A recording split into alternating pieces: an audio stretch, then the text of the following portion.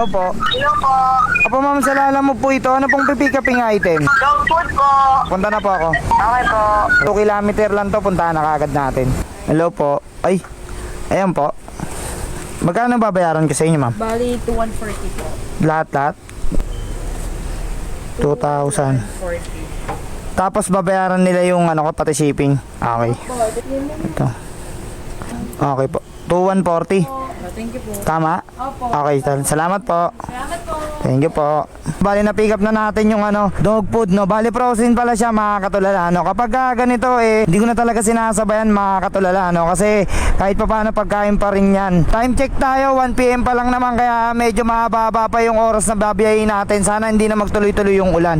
So drop muna natin to para makarami pa tayo. Let's go. Hello po ma'am. Nandito na po ako sa ano ma'am JRJ. Kuya, yung dog food nasa amin na nga dog food. May nag-deliver na. Tawagan mo sino nag-shipping pin yan. Nasa inyo na po yung dog food. Oo, may deliver na sa kami. Ngayon lang po, kanina pa po. Ayun lang, nauna lang sa'yo ng minuto.